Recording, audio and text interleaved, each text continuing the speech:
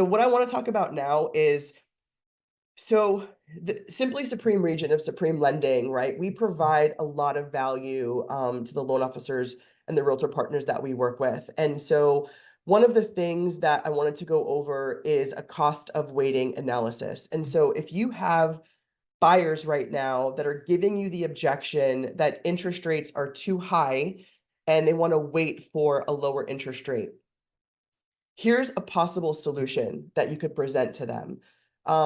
Still look to buy, right? Waiting for a lower interest rate might save on your monthly payment, but it may not outweigh how much you're going to lose by not gaining your appreciation and the amortization that you would have gained if you purchased today. So that's one way to overcome that objection. And I'm going to show you in a second what we could provide here at Supreme Lending to show an actual buyer what the cost of waiting would look like. There's another objection. I can't find a home I like without having to bid over the asking price, right? So we also have something that can show you if you did bid over asking what that would look like. There's a cost of waiting tool that we could actually use, and we could put in a specific scenario for a client. So if you're a realtor partner, we could just go in here and I'm going to do test client. We could enter in a location. So I'm just going to do 92109, right, to San Diego zip code. Let's do a sales price of 850,000. You can actually change your annual tax rate as a percentage. So I'm just going to use 1.2%. Monthly homeowners insurance. Now, we all know insurance rates are skyrocketing, right? So you're always going to want to use a little bit higher of an estimate in that monthly payment to ensure it doesn't come back and bite you. I'm going to use about 170 bucks a month, which I used to use 90 and then 100, but I'm going to use 170, not assuming an HOA.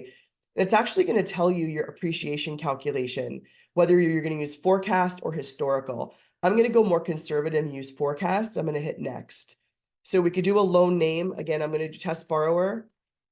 We can go ahead and choose the down payment that we want. I'm going to choose a 5% payment, 30-year term, conventional loan.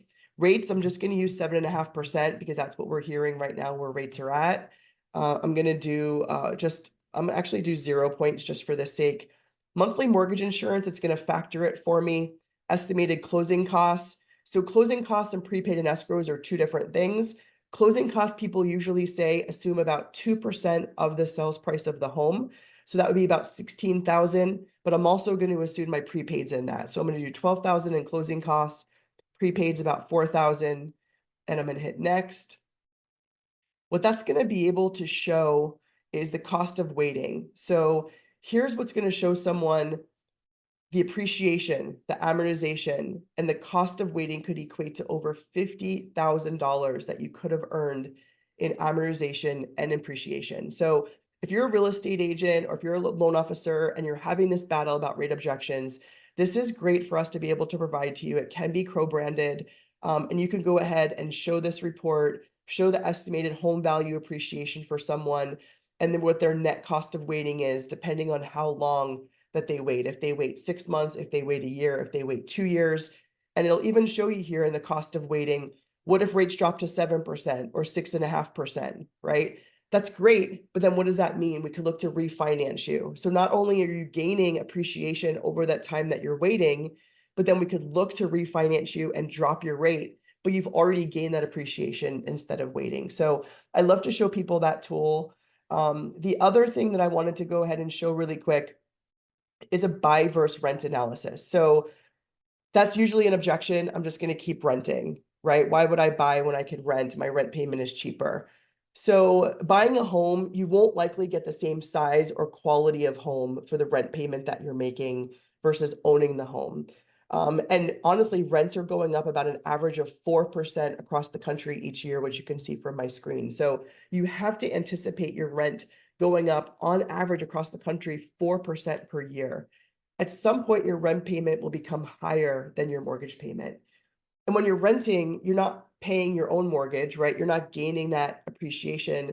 You're paying your landlord's mortgage. Your landlord is the one that is gaining all of those benefits by you taking your money and actually making their mortgage payment for them by paying rent. So we always say buy today, look to refinance when rates get lower.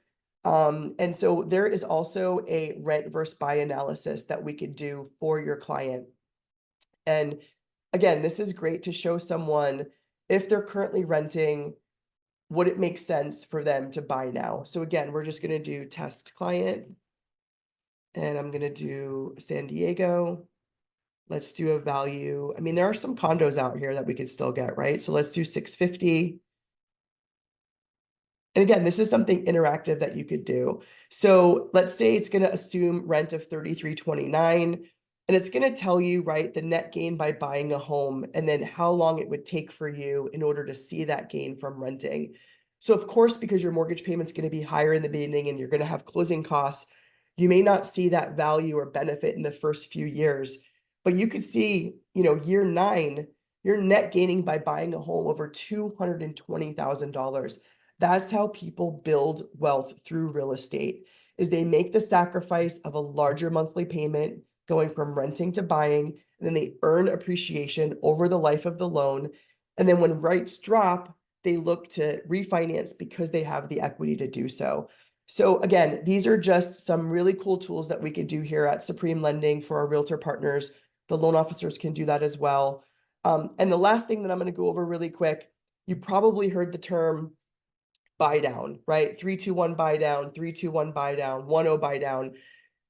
Ideally, this is a way for you to use a credit from the seller, if you could get that, to potentially buy down the interest rate, the current market rate, either 3% below market, 2% below market, or 1%. So this is a great way for you to get into a home now at a below market rate. And there's just some information on the screen here. Every type of mortgage program has different guidelines about how much a seller can contribute. We have conventional FHA and VA financing that have different percentages. But if you just look at this example on the screen, let's say the current market rate is 7.625%. You're putting 5% down.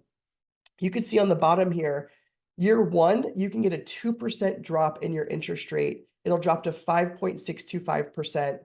It'll save you about $900 a month in your payment. And year 2, it would jump up 1%, right? And then the third year, you would actually have your current market rate that you were locked in at. But it's the ability to get a lower interest rate while rates are staying high. And again, these numbers are just estimates. This isn't what current market is. Every single scenario depends on down payment and credit score and different factors. But this is just being used as an example to explain what the buy down looks like, and that it is still available and it allows people to get into a home now at a lower monthly payment.